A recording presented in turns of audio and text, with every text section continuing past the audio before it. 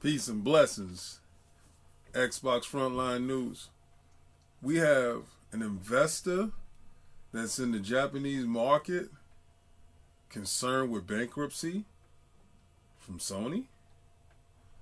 We also have the Vita in a new skin.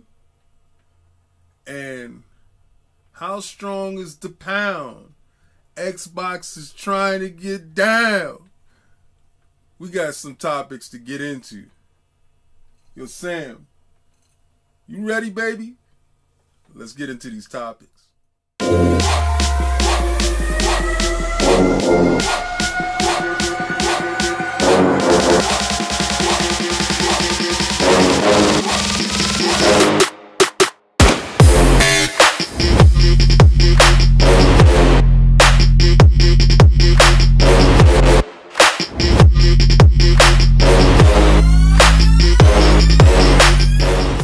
Peace and blessings. Welcome back to Xbox Frontline News, Xbox Central channel, where we fight the opposition daily. I give uploads the videos every day, and Fridays we do a live call-in show where you can call in and you can give your opinions.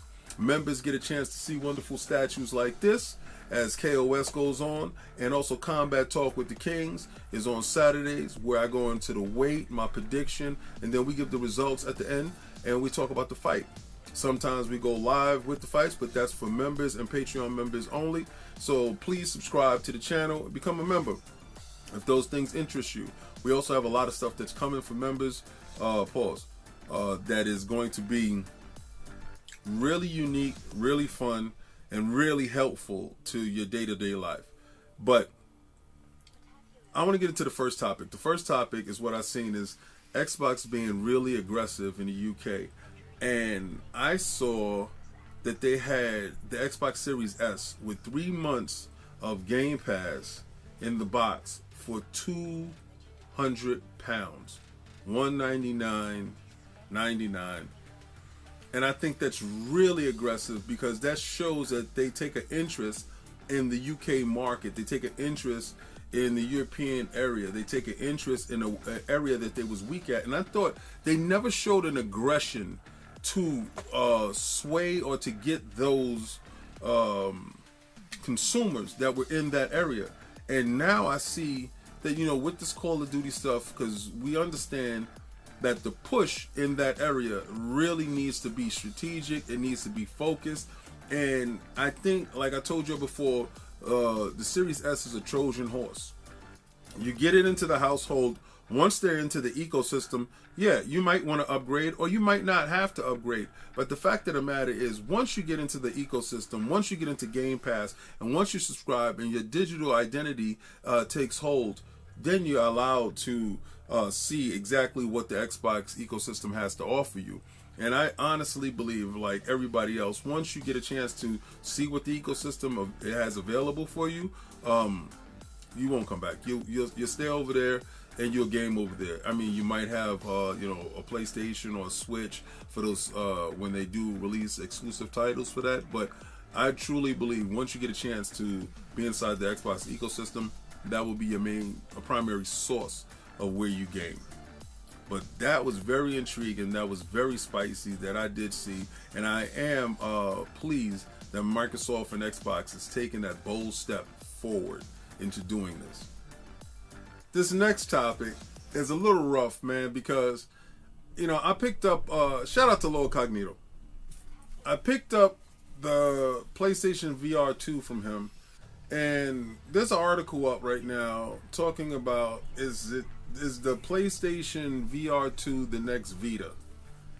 And man, the tech that was inside the Vita, it was undeniably probably the best handheld that I had, like gaming handheld from a company that I had in a long time. You can look at it, the Atari Lynx, the Turbo Express pops to mind because I had the Turbo Express. I actually had every handheld that was ever out, like the Wonder Swan, all that other stuff. And the Switch is nice, but it's really a home console. I'm talking about the Vita, a dedicated handheld that was made for the handheld market. And my Neo Geo Pocket. But the Vita stands, head and shoulders above a lot of them. The PlayStation Portable was dope too, but the Vita was a step up. Had the touch pad in the back. It was incredible. Now, my PlayStation VR 2, because the PlayStation VR 1, it was deficient in a lot of areas, like the controllers, and it was a less C. I thought that the PlayStation VR 2 would be more of a let's go, right? And I think it's Sony's inability to care about the peripheral to the point where you're not taking your main IPs and putting them on the accessory itself. Like how dope would it have been to have a Spider-Man VR moment, a God of War VR moment. They did it with Gran Turismo, and I thought that was dope. They did it with Horizon, which was the pack-in game. I think that's nice. But I think there's IPs that are there, and I don't think you push out enough high-quality stuff, and it's feeling like the Vita all over again. It feels like it's dead to the market when it gets there. I said it was a passion project. I said it was DOA before it came out because of the price point and the market and the games that I saw. And I just really didn't want that to happen, but it looks like that's happening now. So I don't know if they continue to support the peripheral. I think that VR is pretty good. They are the only players in this space when it comes to the big three with Xbox, Nintendo, and Sony. So it's just a shame that the PlayStation VR 2 is going out this sad. Hopefully next year they have some games that's available for it, but if not, then my PlayStation VR 2 is going to probably be on the market, for somebody else willing to take it, and then I'll just look at MetaQuest 3, because there's stiff competition there, and they have a lot more games, and the AR VR mixed reality really works and really speaks to me. So maybe that'll be my next avenue. The price point is good.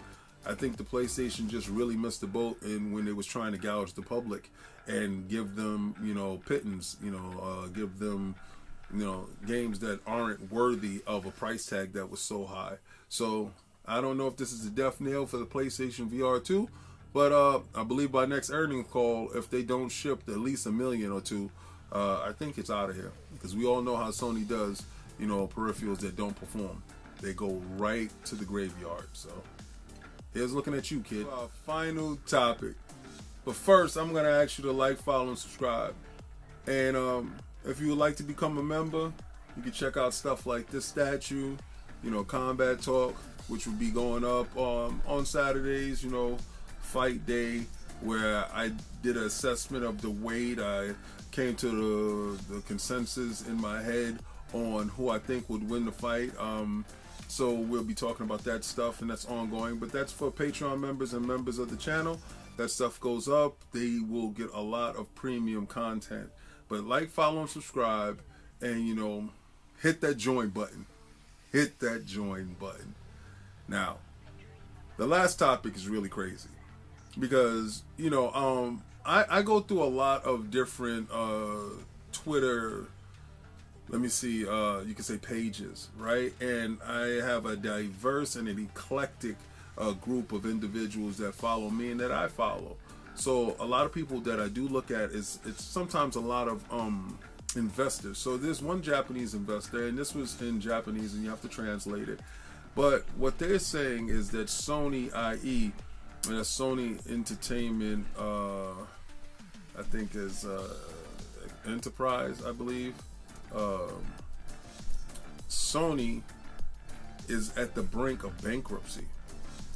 And from the earnings calls, what we saw from the earnings calls, and they projected 23 million PlayStations would be sold this year, and they're not even close to that. I think they're like 10 million, 13, something like that.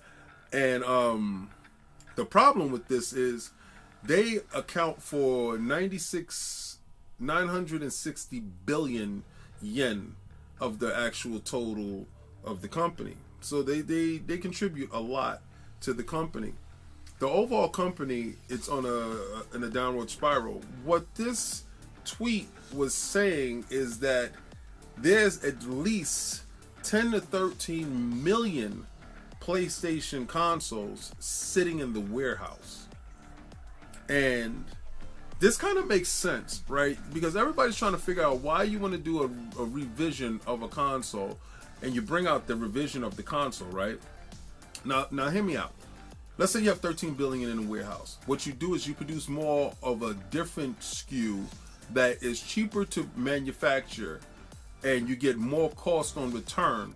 You know, the FOI, you get more on your return from the initial investment, right? So that one you're making money on. And they already told you that they was making on money on the Big Bertha console, right? So now, let's say you have 10 to 13 Big Berthas that's inside the warehouse. You sell those at what it actually costs you, right? And you make your money, you break even there. And then the consoles that you are selling, the new consoles, you are making a profit off of it. So you sell through inventory so that you can remain solvent, so you can remain, you know, in the black and not in the red. And then you sell these new consoles that you have to gain some financial bearing when the next earning calls come around. I'm telling you, they're playing Russian roulette gambling. That's a huge bet. And in that bet, you never know exactly where you might fall in this whole thing. So, I mean, they might be coming up a whole lot faster. The opposition is falling down the tubes. And I told you guys to watch and see, and it's going to be so fast, so quick, that it's going to make your head spin. But this is Xbox Frontline News with the King, where I'm going to tell y'all all the time, try to play the game fast.